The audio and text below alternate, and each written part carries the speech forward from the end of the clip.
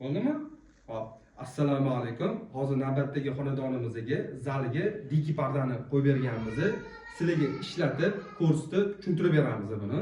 Ko'rib turganingizdek, bu jaluzimizning eni 3 metr, bo'yi 297 razmerdagi pardamiz bo'ladi. Bu splashnoy pardamizni ikki qismga bo'linadi. O'rtasida ikkita joyga ajratilgan qism qilib berganmiz. Bu yerda ikkita mexanizmimiz bo'ladi. Qolgan paytinglarda bemalol buni reaksiyalar bo'ladi va shu holatning o'zida bemalol tortishlar bo'ladi. Yig'iladi. Bu yarmini bu mexanizm bilan ishlatiladi.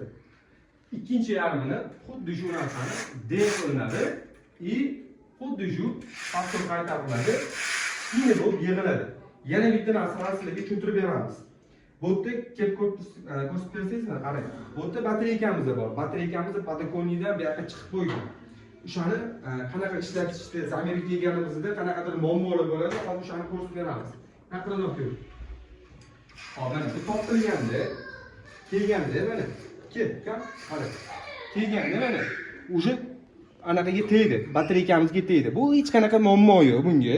Mana yechimi bor, mana yig'ilganda xuddi shu paytda mana qo'yiladi, gapni aylantirib qo'yiladi. Pardamiz bo'ldi, keldi. Tekis bo'lib turadi. Faqatgina bu D holatida mana o'tkazilgan o'zida hamma qismi zo'r turib beradi. Faqat shu batareyka chiqib qolganligi uchun pastida o'zida ozgina muammolar bo'ladi. Chunki tegilgan hisobiga, lekin prinsip chiroyli turib beradi.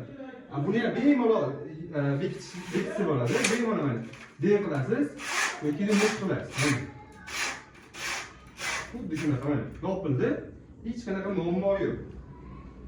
Xohlagan paytingizda oyna ochmoqchi bo'lsangiz, mana shunday oynada chap tomonidan olinadi. Bemalol ochilib, bemalol yopiladi. Bo'ldi.